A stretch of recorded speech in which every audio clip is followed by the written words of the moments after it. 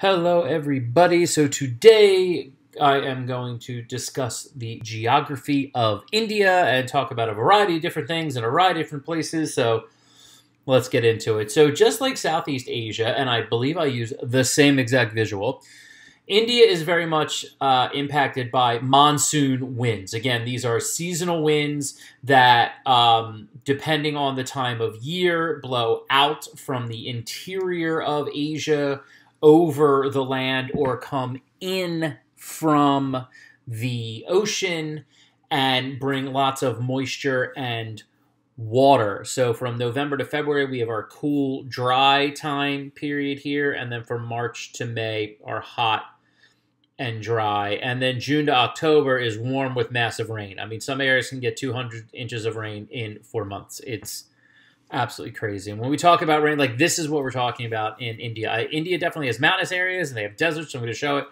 But one of the things that we're looking here is just this flooding and just overall heat. India has been experiencing more and more brutal summers, I would say, for about the last 5 years, with looking at some climatic changes to figure out exactly why that's happening. But you have areas that just this intense heat, and then when monsoons come up, they can just do that. I mean, these are some pictures I like to show. Little rickshaw driver there on the left and on the right. Like that looks like snow, but it's not. It's just massive rain. And the area that gets the most rain is actually a place called Meghalaya.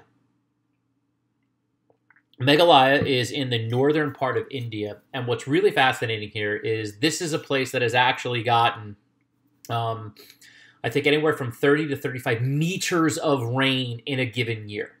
And what's fascinating about that is as the monsoons and the rain clouds move across India, as they approach the Himalaya mountains, they can't get up and above the Himalayas, so they literally just drop every inch of moisture that they have into Meghalaya. And so this is the wettest spot in the world. And the problem with that is trying to build like infrastructure and roads and stuff like that is really, really tricky.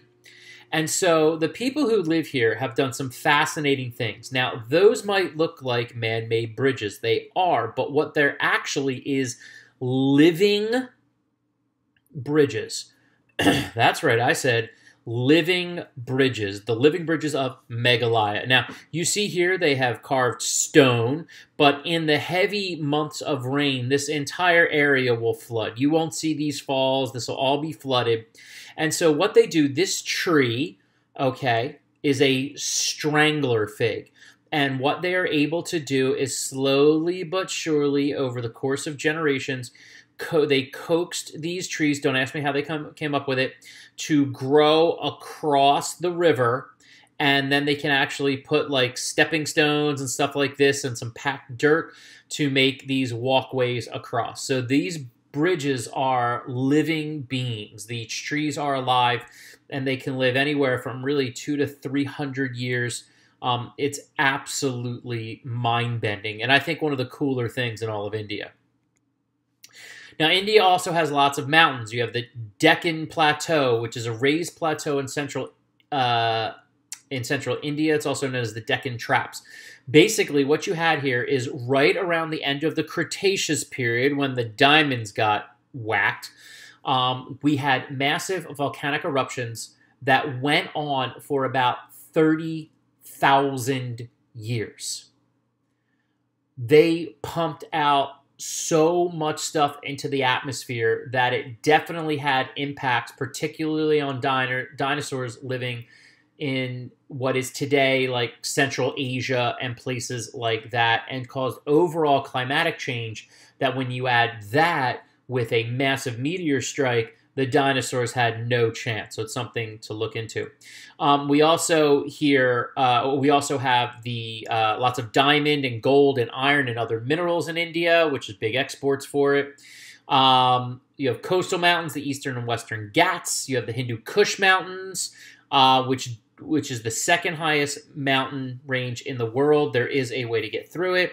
But then you also have the Himalayas, which is the largest mountain chain in the world. There's more than 24 peaks over 25,000 feet. And of course, the highest peak being Everest at 29,280 feet. This is just a map of all those areas. Okay, so here is the Deccan Traps. So again, look how big that is. All just layers of volcanic lava and other flow that came out. So you can imagine 30,000 years to put all that stuff down. Here is the Hindu Kush Mountains, and the Khyber passed through them. And here we have the Himalayas, of course, up above the clouds. The faraway picture of Everest and the close-up picture of Everest. And I understand there are people that go up here every year, and unfortunately probably people who die here every year.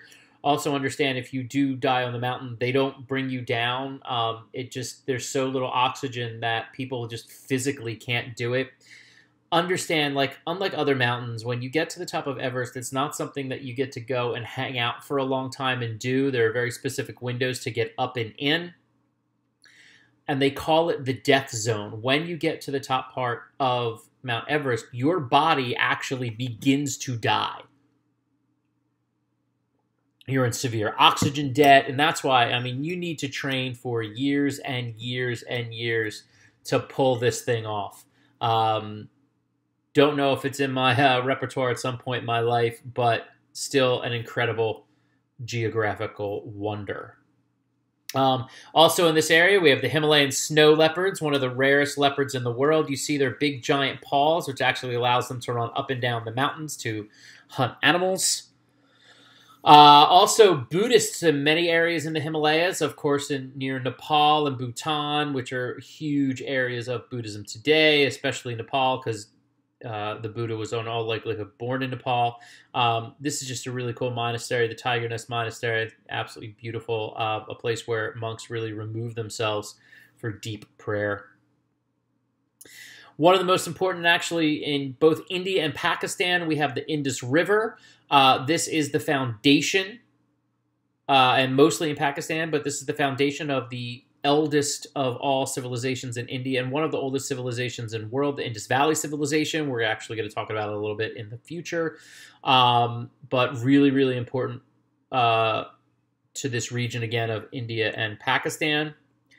We also have, not too far from the Indus River, the Thar Desert. This is the largest desert in India, and a lot of people don't associate India with deserts, but this is a gigantic desert, lots of dunes, but there is some water here, and so we do have people that live in this desert and domesticated camels and are able to live here. But again, big feature of India. The most significant river, of course, is the Ganges River. This is a river that is linked to Hindu beliefs of creation and healing. These steps, which tend to get filled during certain years or certain times of the year with religious ceremonies like this, where people come to ritually bathe in the river. Very, very important to, again, to people's religious beliefs in this area. And we also have lots of animals. On the top left, you know, your tiger, of course, is the iconic animal, as well as the elephant. Tons of monkeys all over the place. And on the bottom left, that's a red panda, kids. That's right, that little cute guy there. Red panda. Okay. And so you have a variety of different animals and things within India, lots of different landforms. And again, just that brief intro, give you a sense of what we're looking at here, and we'll get back to you guys soon. Thanks for watching.